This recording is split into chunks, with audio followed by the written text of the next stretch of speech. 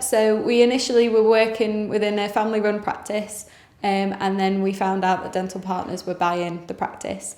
But they spent a lot of time with us to try and acclimatise us to the process and to try and get us used to the fact that we were being taken over by quite a large company, whereas previously we'd only ever known two bosses and they owned three practices. And to be honest, I think things have just carried on pretty much exactly the same as they were before, but things that needed to change and things that needed to improve have got a lot better.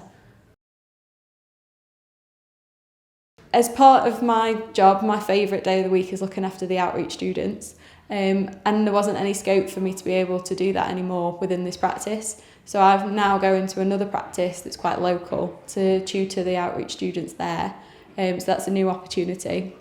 And also I've been given the title of clinical lead. Now, to be honest, I've probably dealt with a lot of the concerns within the practice before, so it's probably just given it an official title for it. But it has been good to now be the person that deals with the complaints and push myself to know how to deal with those complaints and how we can work as a practice to try and minimise those complaints. Our previous owners were really flexible. Whatever materials we wanted to use, we were able to use. And to be honest, that's just continued as it was. We've, as a group of dentists, decided that we wanted to look at maybe changing our lab, and dental partners were quite happy with us getting feedback from other labs and seeing if we could move. And I know that the practice that I'm moving to, they didn't have rotary equipment within that practice. So I said that for it to be a good practice and to accommodate dentists, they really would like rotary, and they're bringing that straight in. To be honest, I was probably stuck in a rut a little bit before. I was quite happy as I was, don't like change. So I was quite happy coming to work, going home, not thinking about the bigger picture.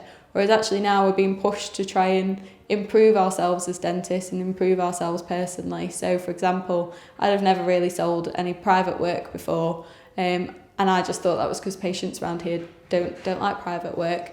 But actually, when you give them the options and you talk it through, a lot of patients do want the private work. We just never really discussed those options with them before.